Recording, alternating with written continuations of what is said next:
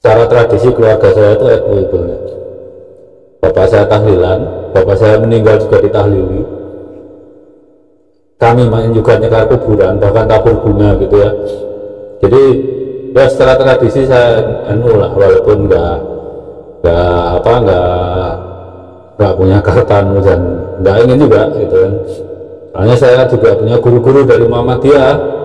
Jadi kalau punya kartanu harusnya saya juga punya kartu Muhammadiyah. Kalau nggak punya dua-duanya, ya kalau nggak punya salah satunya ya nggak punya dua-duanya kan gitu. Tapi yang jelas kalau saya dengan Gus Yahya itu alma maternya sama UGM gitu ya. Gus Yahya lulus lebih dulu, tapi jenjang pendidikannya lebih tinggi saya gitu. Ya nggak tahu mana yang lebih senior, nggak penting gitu ya. Ini pertanyaan buat Gus Yahya gitu.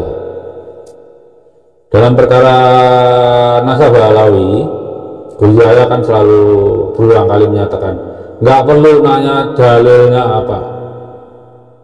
Ingat Gus, dalam ilmu filsafat, saya nggak tahu waktu Gus Yahya kuliah itu diajarkan atau tidak. Tapi kalau adik-adik S1 kita, bahkan termasuk yang di NU itu, maksudnya generasi muda NU, yang kuliah sekarang itu pasti diajarkan filsafat ilmu. Kalau generasi Gus Yahya dulu paling cuma diajarkan metodologi ilmiah aja. Sekarang mereka sudah diajarkan filsafat ilmu.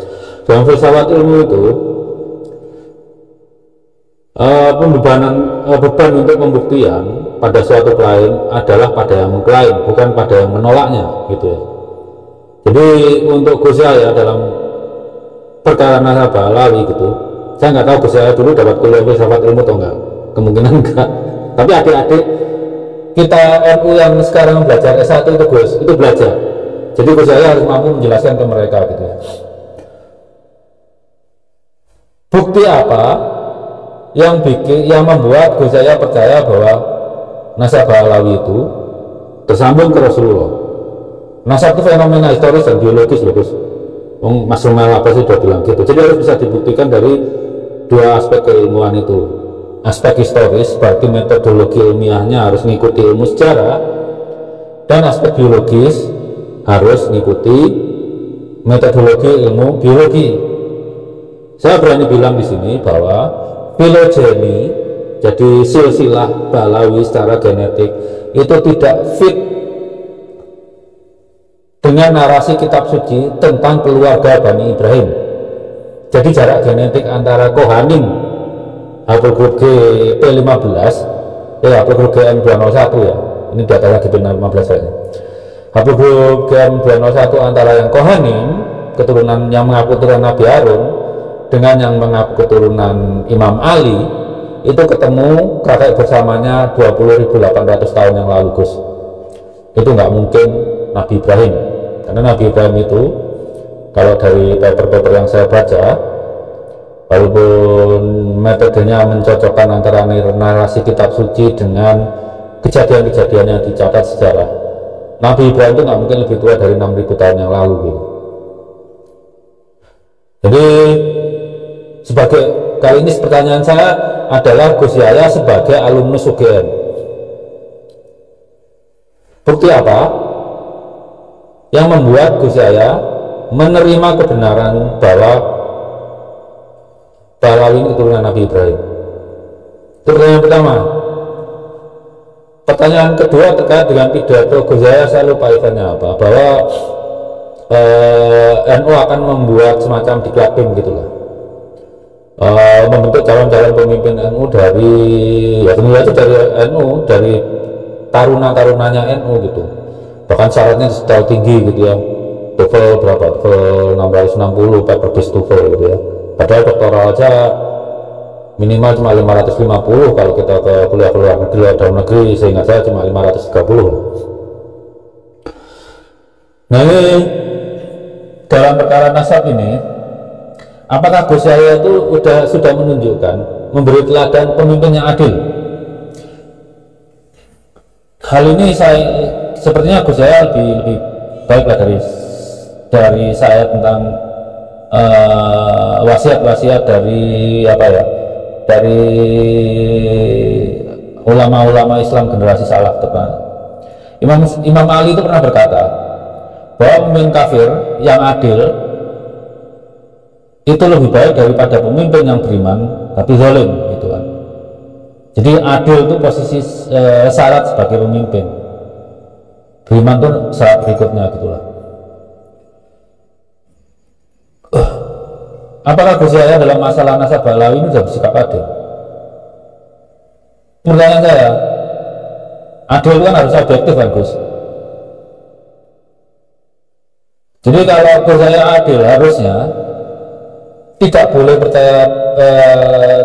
langsung percaya pada Quran Balawi, karena seperti yang saya katakan tadi dalam ilmu filsafat, kewajiban membuktikan adalah beban bagi yang mengklaim. Juga tidak boleh langsung percaya kepada kami ini saya buat kayak Imat dalam studi eksplorasi literatur keislaman, Mas Menachem ahli filologi, dan saya dari sisi genetika, gitu ya.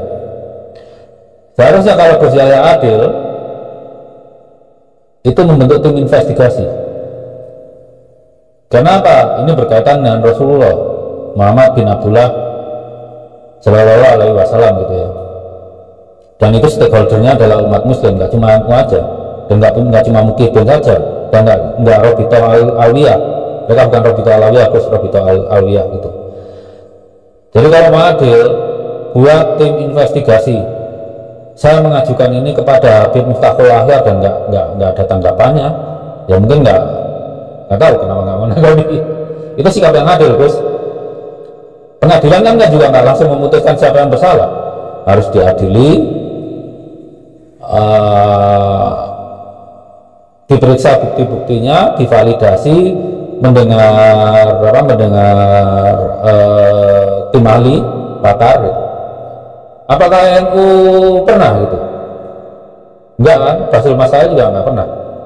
Sepertinya Gus Yahya lebih mendengar Fakhrul Razi yang lulus S3 itu tidak sesuai standar dikti. Fakhrul Razi itu lulus nggak sesuai standar dikti loh Gus. Pengaturan 2015 untuk lulus itu disertasi harus dipublikasikan. Fakhrul Razi nggak ada publikasinya satupun yang terkait disertasi, Gus. Orang kayak gitu sampai percaya. Lulusnya aja nggak bener. Orang lulus nggak bener disuruh malah jenengan tempatkan di pengurus besar. Kalau nempatin orang itu yang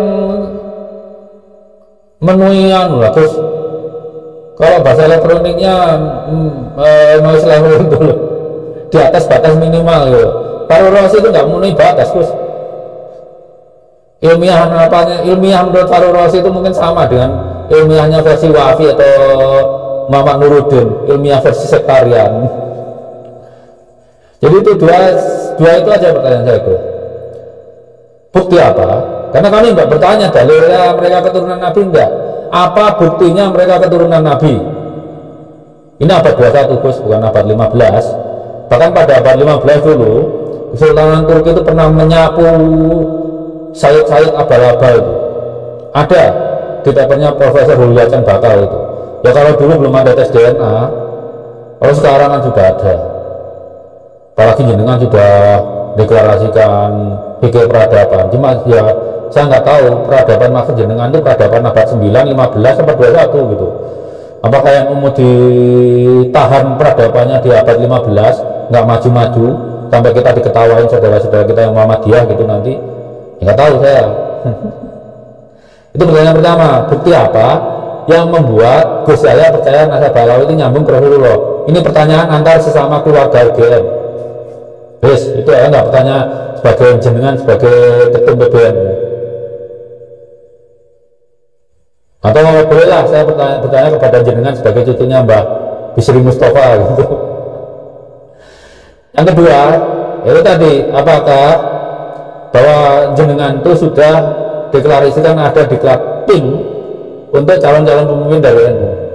Nah, jenengan sebagai ketum PBNU sekarang, apakah dalam kasus nasab Balawi ini menunjukkan kepemimpinan yang adil gitu?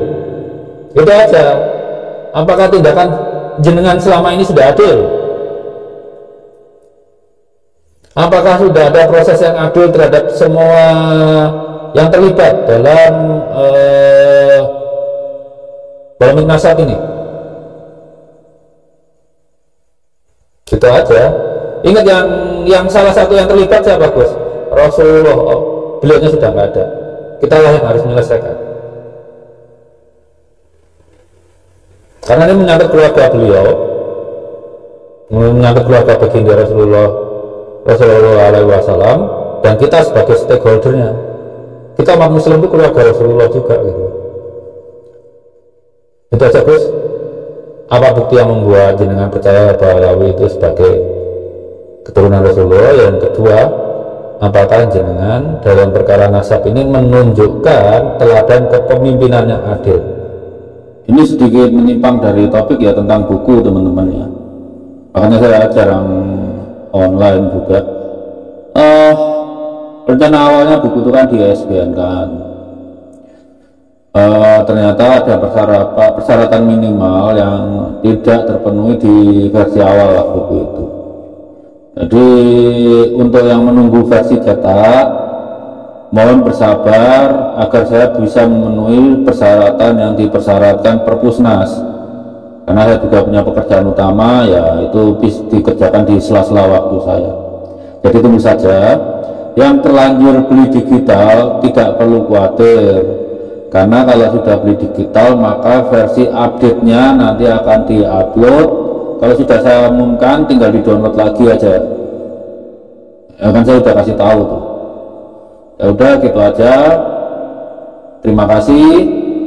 Semoga weekendnya membahagiakan bersama keluarga. Apalagi dengan presiden baru, berarti harapan baru. Semoga Jenderal Prabowo bisa memulihkan keadaan kita semua secepatnya. Bagaimanapun bangsa kita sedang mengalami masalah, terutama masalah daya beli. Biro Pusat saat ini kan sudah bilang kelas menengah ada yang turun, kelas bawah ada yang naik. Harusnya kan tidak boleh hubungan keduanya itu predatori kayak gini. Kalau naik semua, jangan satu naik satu turun. Gitu aja ya. Wassalamualaikum warahmatullahi wabarakatuh.